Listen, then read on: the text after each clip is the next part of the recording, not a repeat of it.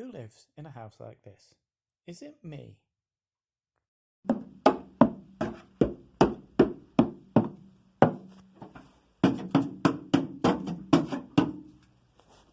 Yeah, definitely me. More? Ooh!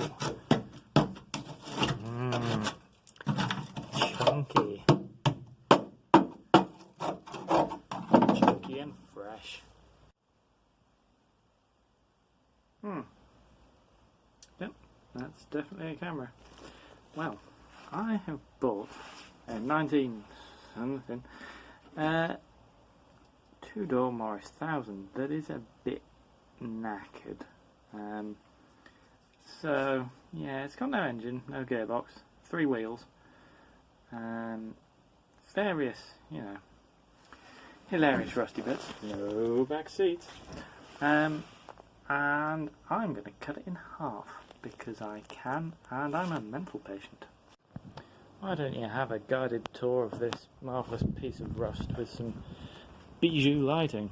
So, we got no engine, no radiator, no battery, no starter motor, no water pump. Got a windscreen wiper there. We got and a peg, an entire windscreen wiper. Look at that. That's a thing of beauty.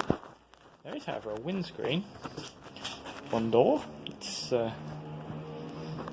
lived. Another wing that likewise has lived. A seized wheel. Some rust. A nice selection of terrible lighting and rust. But it's incredibly original. There's no sign of any welding on it anywhere. The boot floor is solid, which if you know Morris Miners, underneath all that moss, anyway, it's solid. Spring hangers, front and back, underneath at the back. What's going on? Nice and solid. They got loads of surface rust. They're not made too badly of cheese. Look at this. The cross member forward is chunky and crusty and made of turd. We're going to cut that off. So what else have we got? We got loads of rust on the roof. But all this goodness is surface rust. There's no, if you excuse me for a moment, very tedious. I asked you to excuse me for a moment while I grabbed something and my phone died. But what I was trying to point out was all this rust is just surface rusty nonsense that can just be sanded back. There's no terminal rust on the body. The only terminal rust is down here, but once you understand what I'm trying to do, we can fix that and all is well. Even the doors are incredibly original and rust free. The bottom is completely standard. There's nothing made of cheese there. And before I show you the other side, I'll just show you what I believe to be a 10 shilling option when new. You might have spotted it already if you're eagle-eyed. Oh, where's he going? Where's he going? There it is. So, we have there a Lucas headlight. Not just any Lucas headlight, a Legionnaires-filled Lucas headlight. The owner was very clever to have that fitted at the factory, and unfortunately that will be going. Now, it's very, very solid. Got no engine, no gearbox, no nothing really. It has got a back axle and diff, which is useful for what I want. But unfortunately, as you may be able to see there, the VIN plate has been stolen off it, along with the ID, so it can't ever go back on the road, along with all this loveliness, where I can't be asked to repair that, including where someone's attacked it with a trowel, clearly. Or maybe that was just a very angry bird one day.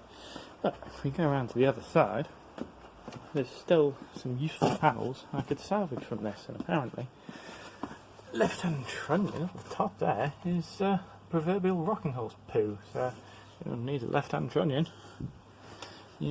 to entirely avoid any auto jumbles.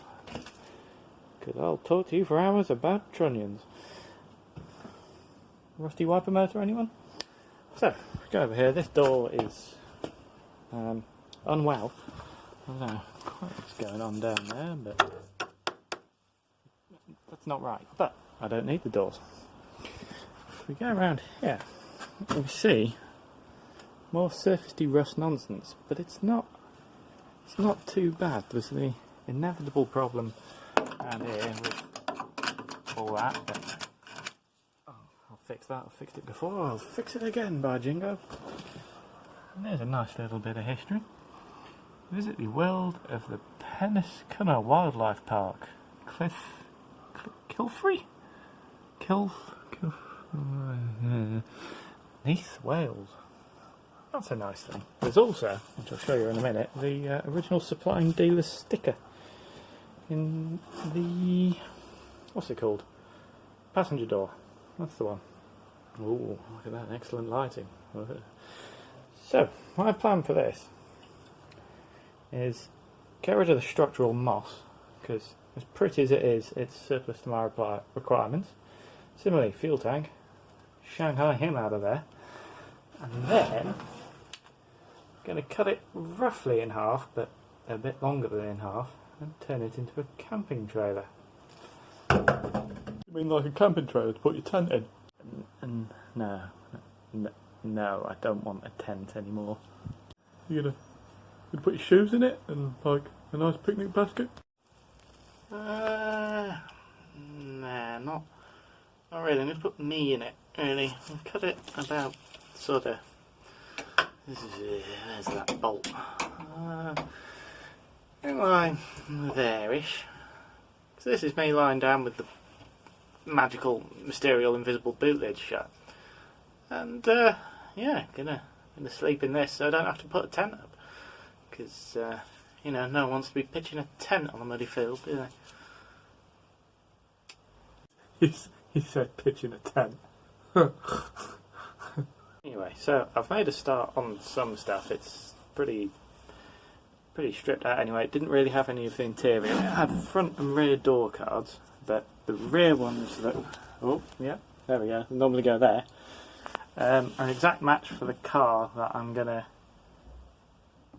my actual Morris Minor, the one that's currently not cut in half, that is going to tow this one, and it's quite fancy. It's got a bit of a Larry paint job and vinyl roof and all sorts of other stuff, and I'm going to make this trailer match it. So I'm going to cut it. Yeah, I keep doing that. I want the camera facing the other way, but I'm an idiot. So I'm going to cut it. Because you see where this score mark is? I don't know if you can, because I'm not actually looking while I'm filming that. And what am I going to do? I'm going to make a tow hitch. Not tow hitch. I'm not going to make one. I'm going to buy one. I'm not an idiot. Make a mounting point for a tow hitch and a little A-frame and everything. Build a sort of front cone type jobby, and it's currently March, and hopefully it'll be done by the end of June. So that's fun. So things I've already taken out, basically blood soaked tissues, some sheep's wool, and a little bit of moss, but not too much because you still need structural moss. So I'm going to try and film it all. Now, oddly, I picked this up from a chap who said that it was from an old guy had bought it, had it from new, yada yada yada, gave up driving, parked it in his front garden, and then people stealing bits off it over years and years and years and years and years, until it got to the point where he passed away, and the guy I bought it off, he bought it off their family, because, you know, it's just sitting there and doing nothing. It's perfect for what I want, but I'll explain. On this sort of era of Morris Minor, I'm sure someone will go, oh well actually I was a bit later, but I'm fairly sure up until about 64ish, they had this, which is a banjo steering wheel, and it's had a hideous cover on it from new, which has helped it because there's no cracks or anything. The middle bit's a bit dodgy, but nothing a polish and a bit of a clean wouldn't sort out. But it's absolutely mint condition. So I could get why people would nick the interior and maybe the odd light switch or whatever, but why wouldn't you take the steering wheel, which at the minute is the most valuable bit on the car, by a considerable margin?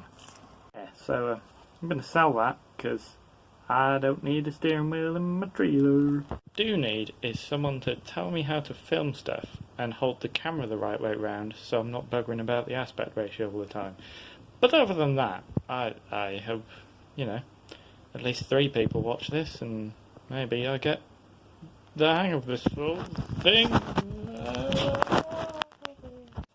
Crusty jugglers. Crusty jugglers. Crusty jugglers. Crusty jugglers. Crusty jugglers. Crusty jugglers. Thanks for watching. We've run out of cat videos to watch, and come back. I might put another one up, or I might not, or we might all die. So, have fun. Tidy up.